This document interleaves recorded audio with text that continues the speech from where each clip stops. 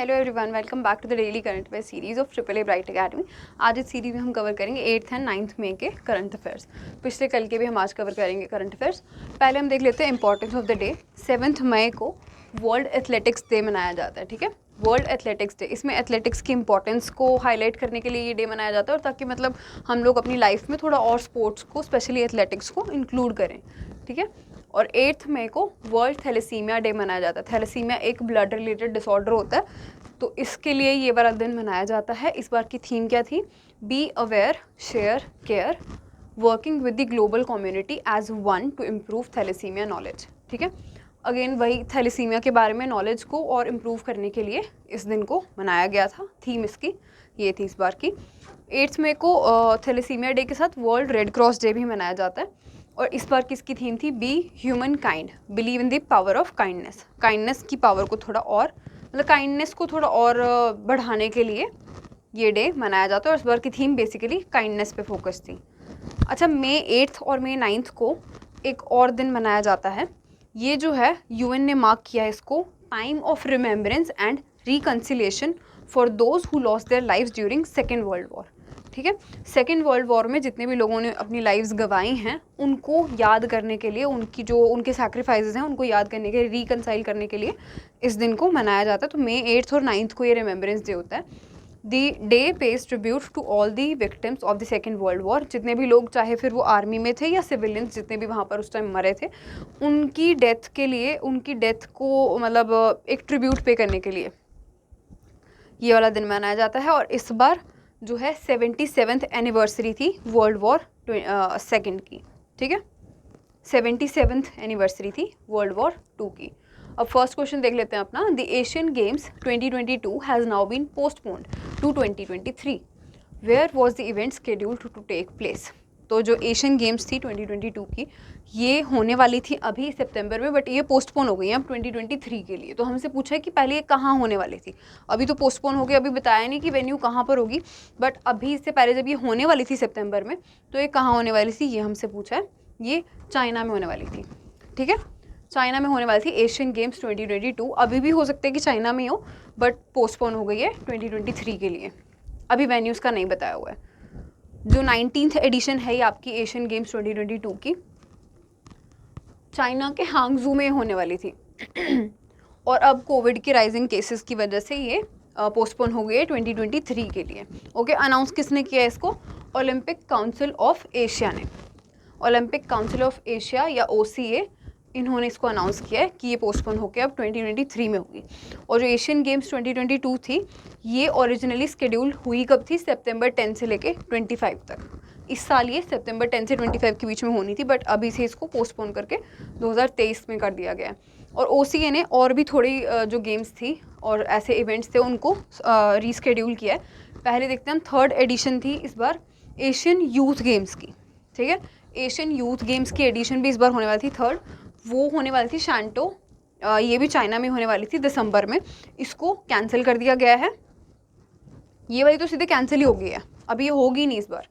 और the world university games 2021 वाली, ये जो हैं जून 26 से जुलाई 27 के बीच में होने वाली थी। अगेन चाइना में होने वाली थी, अब इसको पुश कर दिया गया है 2023 में।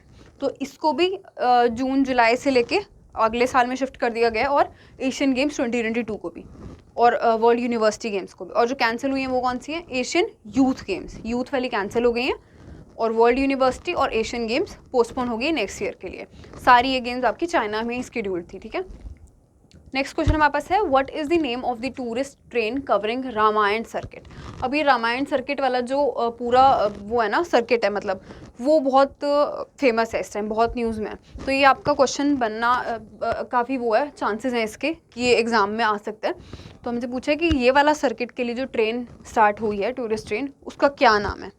उसका नाम है भारत गौरव। ठीक है, भारत गौरव उसका नाम है। और इस ट्रेन के बारे में थोड़ा सा पढ़ लेते हैं। ये जो ट्रेन है जून 21, 2022 को स्टार्ट होगी, और Indian railway catering and tourism corporation ने इसको इसको मतलब स्टार्ट करना है। ठीक है, Indian railway catering and tourism corporation के अंडर ये स्टार्ट होगी। The train will cover Ramayan circuit identified under the Swadesh Darshan scheme. स्वदेश दर्शन स्कीम के अंडर जितना भी रामायण सर्किट है, मतलब कि राम जी से रिलेटेड, जो भगवान राम हैं उनसे रिलेटेड जितनी भी जगहें यहाँ पर कवर हो रही हैं, वो एक सर्किट है, वैसा एक सर्किट बनाया है इस एक स्कीम के अंडर, स्वदेश दर्शन स्कीम के अंडर। तो उस सारे सर्किट को ये कवर करने वाली है ट्रेन। तो प्रोमिनेंट प्लेसेस होंगी जिनमें भगवान श्री राम जी के लाइफ से रिलेटेड जितनी भी वहाँ पर जगहें होंगी उनको इंक्लूड किया जाएगा, जिसमें से राम जानकी टेम्पल भी एक है जो जनकपुर में है। जनकपुर कहाँ पर है? नेपाल में। तो वो भी कवर होगा इसमें, ठीक है। अब आपको इसमें ये पूछा जा सकता है कि नेपाल का भी ये जो ट्रेन है एक पार्ट कवर करने वाली है, कौन सी जगह है नेपाल की जो ये कवर करेगी? तो जनकपुर जगह है, ठीक है, जनकपुर नेपाल, उधर राम जानकी टेम्पल को भी ये जो ट्रेन है ये इंक्लूड करेगी इस सर्किट में। और the Bharat Gaurav tourist train is the government of India's initiative of Dekho Apna देश। अब गवर्नमेंट ऑफ इंडिया का देखो अपना देश जो इनिशिएटिव था उसके अंडर ही जो भारत गौरव टूरिस्ट ट्रेन है ये लॉन्च की गई है, ताकि डोमेस्टिक टूरिज्म को प्रमोट किया जा सके, ठीक है। दी स्वदेश दर्शन स्कीम, अब जो हमने ऊपर पढ़ी थी स्वदेश दर्शन, ये कब लॉन्च हुई थी? 2014-15 में, ठीक है। 2014-15 में ये जो स्कीम है इसको लॉन्च किया गया था। अगेन हमारे टूरिज़्म और कल्चर वाली मिनिस्ट्री ने इसको लॉन्च किया था, ताकि यहाँ का जो टूरिज़्म है उसको और बूस्ट किया जा सके। अच्छा, इसमें अब आपका क्वेश्चन बनता है आज का पहला कि who is the union minister of tourism. ये आपको मुझे बताना है कि टूरिज़्म के मिनिस्टर कौन है इंडिया में। नेक्स्ट हमारे पास है question number 3, who became India first Indian women to scale 5 peaks above 8000 metres. 8000 metre से ऊपर की 5 चोटियों को फतेह करने वाली पहली भारतीय महिला कौन बनी है? तो ये बनी है प्रियंका मोहिते। प्रियंका मोहिते बनी है ऐसी पहली इंडियन वुमेन जिन्होंने 8000 से ज़्यादा के 5 पर्वतों को स्केल कर लिया है। थोड़ी सी इसके बारे में हम और इन्फॉर्मेशन देख लेते हैं। अब अरुणिमा सिन्हा का भी आपने नाम सुना होगा। ये जो हैं वर्ल्ड की पहली ऐसी फीमेल एम्प्यूटी हैं। एम्प्यूटी मतलब जिन्होंने जिनका मतलब कोई अंग नहीं है, जैसे इनकी टांगें नहीं हैं, तो इन्होंने अपनी नकली टांगों के साथ भी माउंट एवरेस्ट और भी बहुत सारे वो हैं माउंटेन्स हैं जो इन्होंने स्केल किए हैं। पर माउंट एवरेस्ट जो आपका हाईएस्ट है अभी तक पूरे वर्ल्ड में, उसको भी स्केल कर लिया है इन्होंने अपनी प्रोस्थेटिक लेग के साथ। तो ये वर्ल्ड की फर्स्ट ऐसी फीमेल एम्प्यूटी हैं जिन्होंने माउंट एवरेस्ट स्केल किया है। Bachendri Pal first Indian women है जिन्होंने माउंट एवरेस्ट स्केल किया है। प्रियंका मोहिते हमने ये न्यूज़ कवर की है कि फर्स्ट इंडियन वुमेन बन गई हैं जिन्होंने 5 पीक्स कर ली हैं 8000 से ज़्यादा की। शिवांगी पाठक यंगेस्ट इंडियन है, youngest Indian person to climb world's highest peak Mount Everest, ठीक है। तो ये आपकी जो एक्स्ट्रा इन्फॉर्मेशन है इसको भी आपको याद रखना है। ऐसे क्वेश्चन पूछे जा सकते हैं, वर्ल्ड्स फर्स्ट वगैरह जो भी हो वो पूछे जा सकते हैं। नेक्स्ट हम देखते हैं थोड़ा सा इस क्वेश्चन से रिलेटेड कि Priyanka Mohite has become first Indian woman to scale 5 peaks above 8000। And जो आपका अभी किस जो फाइनल इन्होंने लास्ट वाला माउंटेन जो अपना 5th माउंटेन कवर किया वो कौन सा है? जो वर्ल्ड में 3rd हाईएस्ट माउंटेन है माउंट कंचनजंगा, वो इन्होंने अभी स्केल किया लास्ट, ठीक है। पहले इन्होंने माउंट एवरेस्ट किया था जो हाईएस्ट माउंटेन है। उसके बाद इन्होंने माउंट मकालू किया है जो 5th हाईएस्ट है in the world. Mount Lhotse किया उसके बाद 4th हाईएस्ट है। और माउंट अन्नपूर्णा किया है 10th हाईएस्ट है वो। फिर लास्ट में इन्होंने माउंट कंचनजंगा किया है जो 3rd highest in the world है, ओके। अब यहाँ पर आपका क्वेश्चन एक बन रहा है कि who was the first Indian to climb Mount Everest. अब ये आपको इसका आंसर ना सोच समझ के देना है। फर्स्ट इंडियन पूछा है, फर्स्ट इंडियन वुमन नहीं पूछा। फर्स्ट इंडियन वुमन के बारे में हमने सबने बहुत पढ़ा है, बचेंद्री पाल उनके बारे में हमने बहुत पढ़ा है, बट फर्स्ट इंडियन पूछा है आपसे कि फर्स्ट इंडियन कौन था जिसने माउंट एवरेस्ट क्लाइंब किया था। तो ये आपको मेरे को बताना है कमेंट्स में। नेक्स्ट क्वेश्चन हमारे पास है, which bank has launch its digital broking solution e broking for digitalisation of its customer products. किस बैंक ने अपने ग्राहक उत्पादों की डिजिटलाइजेशन के लिए अपना डिजिटल ब्रोकिंग समाधान ई ब्रोकिंग लॉन्च किया है? तो ये किया है इंडियन बैंक ने, ठीक है। इंडियन बैंक ने ये ई ब्रोकिंग लॉन्च किया है। ई ब्रोकिंग एक instant and paperless demat and trading account opening service है जो कि अब अवेलेबल होगी बैंक के मोबाइल ऐप इंड ओएसएस पे। अब इंड ओएसएस पढ़ के आपको कुछ याद आ रहा होगा, अभी हमने थोड़े दिन पहले भी एक न्यूज़ कवर की थी ना, इंडियन बैंक का ये एक ऐप है। क्या न्यूज़ थी वो कि इंडियन बैंक ने एक नया इनिशिएटिव स्टार्ट किया है, पहली अपनी डिजिटल प्रोडक्ट इन्होंने एक लॉन्च की थी PAPL के नाम से। और वो किस प्रोजेक्ट के अंडर थी? वेव प्रोजेक्ट के अंडर। याद है ना, वेव प्रोजेक्ट भी पढ़ा था हमने। क्वेश्चन आपका आज का यही है अब तीसरा कि वेव की क्या फुल फॉर्म पढ़ी थी हमने, वो आप मुझे बताओगे कमेंट्स में कि वेव प्रोजेक्ट जो है इंडियन बैंक का, उसकी फुल फॉर्म क्या पढ़ी थी हमने, ठीक है, क्योंकि ये इंपॉर्टेंट है, अभी जान में ही लॉन्च हुआ है, ये भी पढ़ा था हमने उस दिन की जान 2022 में ही ये लॉन्च हुआ है, तो ये भी बताना आपने मुझे।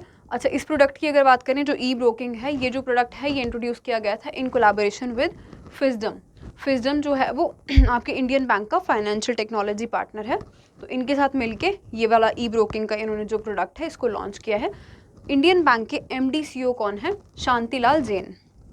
शांतिलाल जैन इंडियन बैंक के MD CEO हैं। इस्टेब्लिश हुआ है ये अगस्त 15, 1907 में। 1907 पुराने बैंक्स जो होंगे ना वो भी आपके लिए इंपॉर्टेंट होंगे। हेडक्वार्टर इसके चेन्नई तमिलनाडु में है। टैगलाइन इसकी है taking banking technology to the common man, ठीक है, कॉमन मैन तक बैंकिंग टेक्नोलॉजी पहुंच सके, वो इनकी टैगलाइन है। अब नेक्स्ट क्वेश्चन देखते हैं, which state government will provide free wifi facilities eight more than 58,000 places in the villages of the state. ये भी आपका इंपॉर्टेंट बनता है, क्योंकि जहाँ पर इंटरनेट कवरेज बढ़ा रहे हैं ऐसी बहुत कम जगहें हैं, तो ये आपके लिए इंपॉर्टेंट है। और स्पेशली ये जो जगह है इसकी वजह से ये ज़्यादा इंपॉर्टेंट बनता है क्वेश्चन, क्योंकि इसका आंसर है उत्तर प्रदेश। उत्तर प्रदेश में ये जो इंटरनेट की कवरेज है उसको बढ़ाया जा रहा है। तो थोड़ी डिटेल्स देखते हैं इसकी। Uttar Pradesh villages will get free high speed internet connectivity, ठीक है, फ्री हाई स्पीड इंटरनेट की कनेक्टिविटी मिलने वाली है उत्तर प्रदेश की विलेजेस में। इसकी डिटेल्स देखते हैं कि this internet facility will be available for the people within 50 metres of ग्राम सचिवालय। जो विलेज सेक्रेटेरिएट हैं इसमें, उनकी बिल्डिंग के 50 मीटर तक के दायरे में ये जो आपका फ्री हाई स्पीड इंटरनेट होगा ये मिलेगा। और ये जो आपके ग्राम सचिवालय हैं वो हर ग्राम पंचायत के अंडर बने हैं। तो in order to make every village a smart village, high speed internet connectivity will be provided to the village secretariats and a free high speed wifi internet facility will be provided to the villagers. तो ताकि अब main इसमें आपका सिर्फ इतना है कि वहाँ की विलेजेस को स्मार्ट विलेज बनाने के लिए ये जो फैसिलिटी है ये वहाँ पर प्रोवाइड करवाई जा रही है। फ्री वाईफाई भी होगा और हाई स्पीड इंटरनेट भी होगा। ओके, नेक्स्ट हमारे पास क्वेश्चन है, where is the India's first regional rapid transit system train launched. Bharat की पहली क्षेत्रीय रैपिड ट्रांजिट सिस्टम ट्रेन कहाँ शुरू हुई है? ये शुरू हुई है गुजरात में। गुजरात में ये वाली ट्रेन स्टार्ट हुई है। इसकी थोड़ी डिटेल्स देखते हैं। At Alstom Savli project in Gujarat, the national capital region transport corporation NCRTC will receive India's first semi-high-speed train set at regional rapid transit system।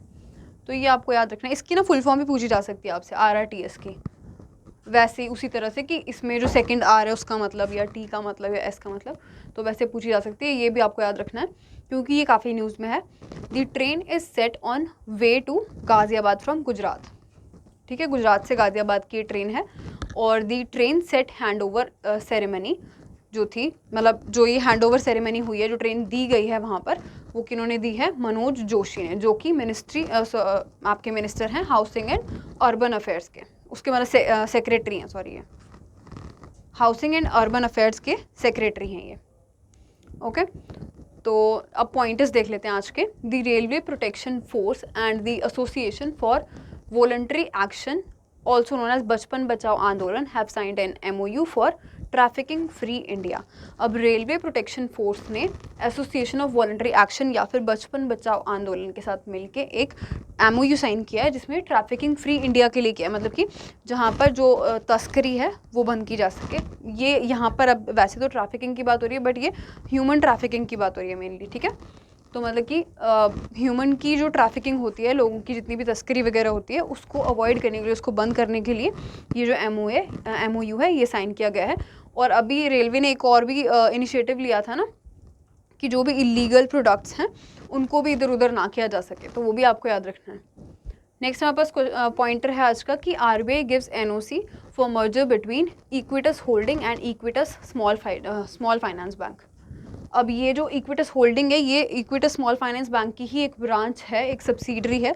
इनके मर्जर के लिए RBI ने NOC दे दिया। NOC क्या होता है? No objection certificate.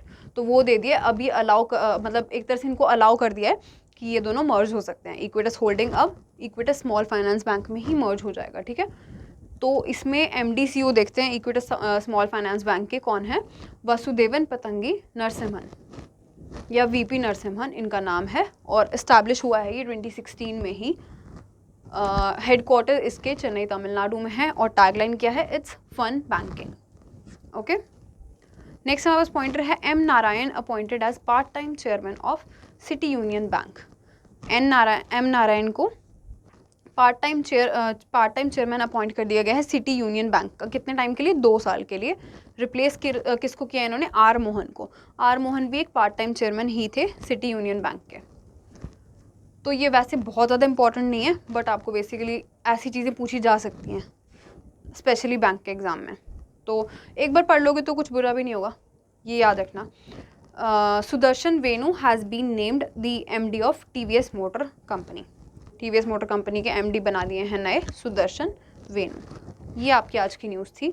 कोई डाउट लग रहा है आप कमेंट सेक्शन में पूछ सकते हो। मैंने 3 क्वेश्चन पूछे हैं आज, तीनों के आंसर्स मुझे कमेंट सेक्शन में आप बताएंगे। मैं आपसे कल मिलूंगी नेक्स्ट क्लास के साथ। Thank you.